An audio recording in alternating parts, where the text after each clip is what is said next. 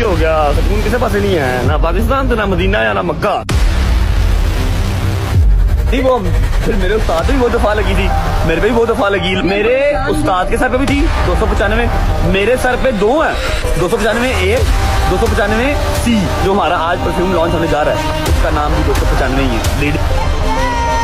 YouTuber Recep but کو اس وقت شدید مشکلات کا سامنا ہے توہین رسالت کے اوپر ان کے خلاف شدید قسم کی تنقید کی جا رہی ہے اور شدید قسم کے انہیں مسائل کا سامنا ہے یہاں تک کہ خانہ کعبہ جا کر انہیں وہاں سے عوام سے لوگوں سے اداروں سے فوج سے معافی مانگی ہے اور انہیں کہا ہے کہ ان کے معاملے کو ان کے کیس کو دوبارہ سے ریویو کیا جائے وہ معافی مانگتے انہوں نے جو کچھ بھی کہا ان سے غلطی ہو گئی ہے رجب بٹ نے کیا کہا اس کے اوپر سوشل میڈیا کے اوپر بھی شدید تنقید کی جا رہی ہے ہم آپ کے سامنے کچھ ویڈیوز رکھنے لگے ہیں یہ ویڈیو مکمل دیکھیے گا یہ واقعہ کیا ہے اس کے اندر ہو کیا رہا ہے اس ویڈیو کے بعد سب کچھ آپ پہ کلیئر ہو جائے گا ہم آپ کو کچھ ویڈیو کلپس دکھاتے ہیں بسم اللہ الرحمن الرحیم اللہم صلی علی محمد وعلی محمد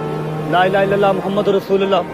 میری جان میری مال میرا ماں میرا باپ میری اولاد میرا ایک ایک خون کا قطرہ نبی پاک صلی اللہ علیہ وسلم پہ قربان جیسا کہ آپ سب کو پتا ہے میرے جو بھی مسئلے مسائل سوشل میڈیا پہ چل رہے ہیں میں اس پاک جگہ پہ کھڑا ہو کے یہ حلف دیتا ہوں کہ میں نے کچھ بھی انٹینشنلی نہیں کیا مجھ سے جو بھی لا علمی میں ہوا میں آپ سب سے ریکویسٹ کرتا ہوں ہاتھ جوڑ کے پہلے بھی معذرت کی ہے ایک بار پھر معذرت کرتا ہوں اپنے دلوں کو میرے لیے صاف کرنا میری تمام علماء کرام حکومت پنجاب اور پاک فوج سے گزارش ہے کہ اس معاملے پہ نظر ثانی کی جائے اور مجھے انصاف دلوایا جائے اور جس نمبر کی دفاع مجھ پہ لگائی جا رہی ہے میں نے اپنے ولاگ میں بھی بتایا تھا کہ 295 مجھ پہ جھوٹی لگائی گئی ہے لیکن جھوٹا کاٹ دیا گیا اور 295 کے اوپر فتویٰ دے دیا گیا خیر میں پھر بھی اس پاک جگہ پہ کھڑا ہو کے اللہ اور اس کے رسول اور تمام مسلمانوں سے ایک بار پھر معذرت کرتا ہوں رجب بٹ نے کیا توہین کی اور آرٹیکل 295 ہے کیا اس کی ڈیٹیل اس لڑکے نے واضح طور پہ بتائی ہم آپ کو یہ گفتگو سناتے ہیں سب سے پہلے تو ہر پاکستانی کو یہ سمجھنے کی ضرورت ہے کہ یہ سیکشن 295 اے اور سیکشن 295 سی ہے کیا یہ بیسکلی سیکشنز ہیں ہمارے لا کے پاکستانی پینل کوڈ میں اس کو پی پی سی بھی کہا جاتا ہے لا کی لینگویج کے اس کے تحت جو سیکشن 295 اے ہے نا جو پہلا ہے وہ ہے آپ کسی کے بھی ریلیجس فیلنگز کو ہرٹ کرتے ہیں انٹینشنلی دانستہ طور پر تو آپ کے اوپر یہ سیکشن لاگو ہوتا ہے چاہے وہ آپ الفاظ سے کریں وہ ویژوالائز کر کے کریں آپ اپنی اسپیچ سے کریں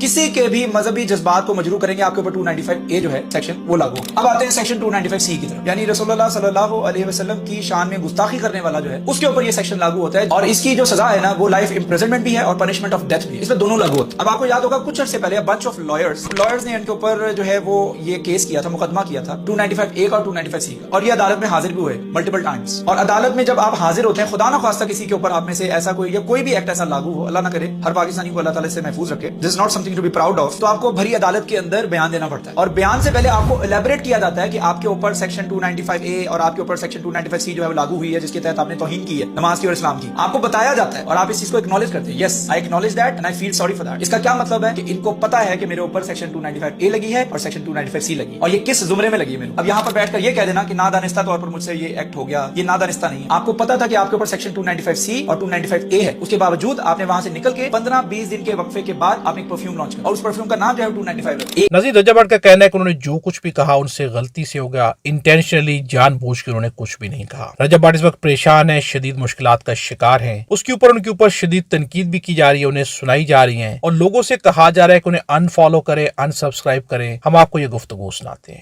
مجھے ایک بندے نے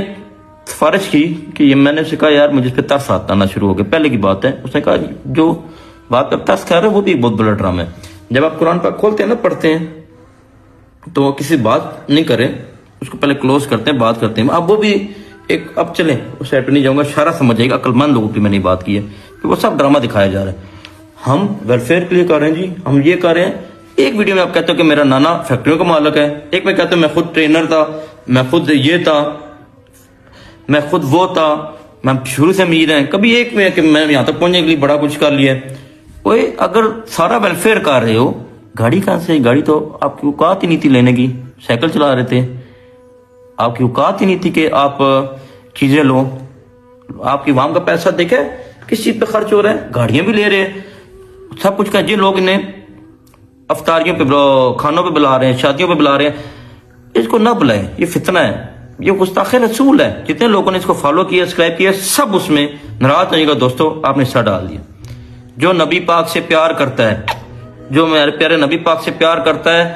खुदारा वो नाज़रीन, यूट्यूबर रजब भट्ट को शदीद मुश्किलात का सामना है। उन्होंने एक परफ्यूम लॉन्च किया जिसका नाम भी उन्होंने 295 रख दिया, जिसके बाद आवाम जो है भड़क उठी है। ऐसा करना उनकी गलती थी। उन्होंने जो भी किया जानबूझ के किया या गलती से किया। खाना काबा के अंदर वो एतराफ करें कि उनसे गलती हुई और उन्होंने जानबूझ के नहीं ऐसा किया और माफी भी मांग रहे हैं। रजब भट्ट की माफी के ऊपर या इससे पहले जो भी वो दावे करते रहे और जिस तरह से वो गुफ्तगू करते रहे, उनकी गुफ्तगू के ऊपर कमेंट्स में अपनी राय का इजहार जरूर कीजिएगा। अगर आप हमारे चैनल पर नए हैं तो चैनल को सब्सक्राइब कर ले और बेल आइकन को प्रेस कर दें। वीडियो अच्छी लगे तो लाइक भी जरूर कीजिएगा और ज्यादा से ज्यादा शेयर भी जरूर कीजिएगा।